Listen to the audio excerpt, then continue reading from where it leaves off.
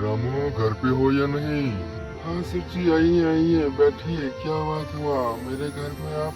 हाँ हाँ ठीक है, बैठती हूँ। बोलिए सेठ जी, कैसे आना हुआ मेरे घर?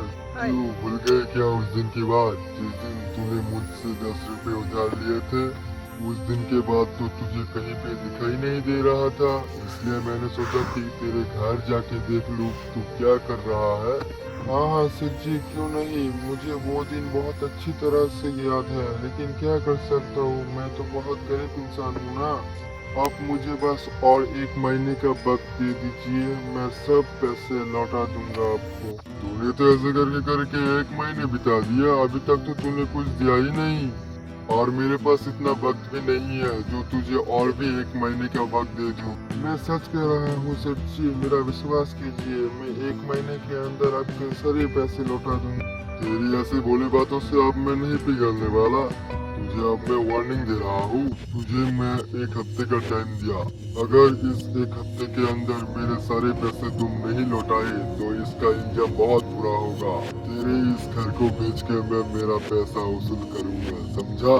नहीं नहीं सर जी, ऐसी बात आप मत करिए। अगर इस घर को आपने बेच दी तो मैं किधर जाऊंगा? आप तो जानते ही है मैं कितना गरीब इंसान हूँ। अब मैं कुछ भी सुनने नहीं वाला हूँ। तू गरीब हो या अमीर हो मुझे इससे कोई फर्क नहीं पड़ता। अब मैं चलती हूँ।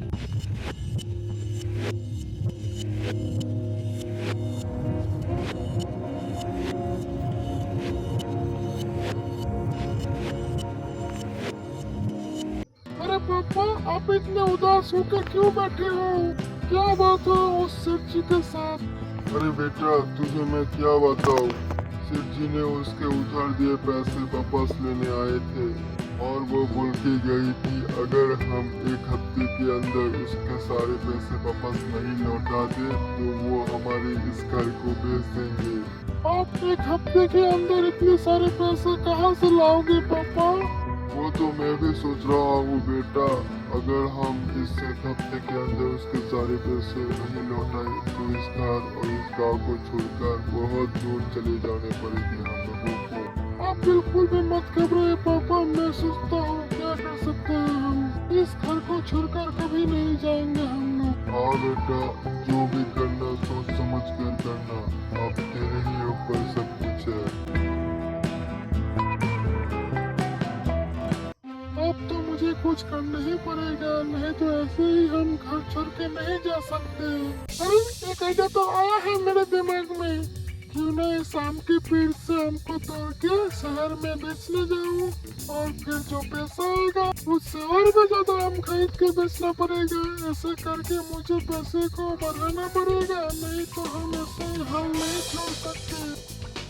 फिर वो चाची का बेटा शहर में चले जाते हैं और सभी आम को बेच के और भी ज्यादा आम खरीद लेते हैं। ऐसे करते करते वो 1 हफ्ते में एक बड़ा सा दुकान दे देता है और इसमें वो बहुत पैसा भी कमा लेता है। और उसके बाद वो अपने पैसे को लेकर घर में आ जाते हैं और आके अपने पापा को वो पैसे दे देते हैं। अरे बेटा, तुम आ गए। देखते देखते 1 हफ्ता बीत गया, तुम पैसे लेकर आए हो या नहीं? हाँ पापा, मैं पैसे लाया हूँ। अब मेरे हाथ में ये बैग नहीं दिख रहे हैं क्या? इस बैग में ही बहुत सारे पैसे हैं। आप ये पैसे ले जाइए और सेठ जी को दे के आइए। मैं तब तक आपके इंतजार करती हूँ। ठीक है बेटा, तो मैं आगे जाती हूँ।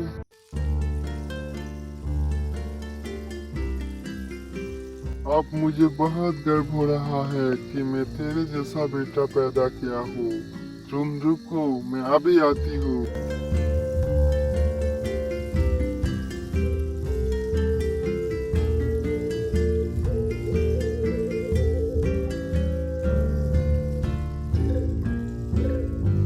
ये लो सेठ जी आपके पैसे, यहाँ पूरे का पूरे 10 रुपए है। अरे वाह रामू, तूने तो कमाल कर दिया। 1 हफ्ते के अंदर इतने सारे पैसे ला दिया तूने।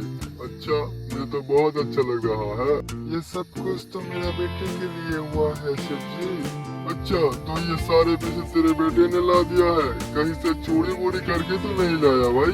नहीं नहीं सेठ जी, वो ऐसे लड़की नहीं है जो चोरी वोरी करेगा। वो बहुत ही मेहनत करके ये पैसे मुझ तक ला दिया है। हाँ हाँ, तो फिर ठीक है, मेरे पैसे दो अभी।